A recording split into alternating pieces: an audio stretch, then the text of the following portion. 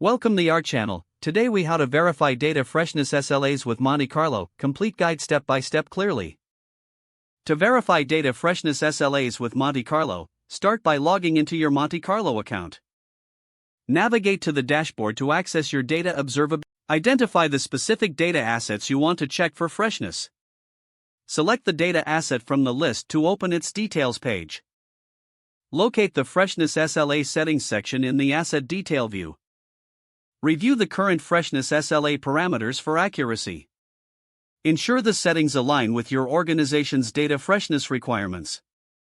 Next, check the historical freshness data displayed on the page. This will provide insights into how often the data is updated. Look for any trends or patterns in the freshness history.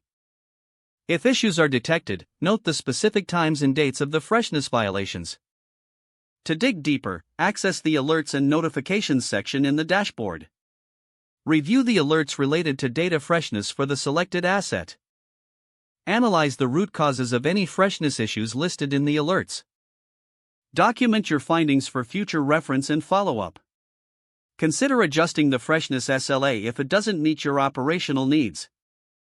Implement any necessary changes in the Settings section. After making adjustments, communicate with your team about the new SLAs.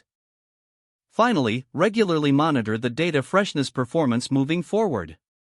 This ongoing process ensures that your data remains reliable and fresh. If the page does not load, refresh the browser or try again in a private or incognito window. Make sure you are using the correct email address, then retype it carefully to avoid small typos. If your password is not accepted, use the reset option and create a new strong password you can remember.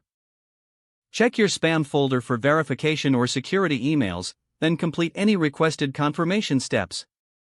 Enable two-factor authentication if available to improve account security and reduce unauthorized access risk.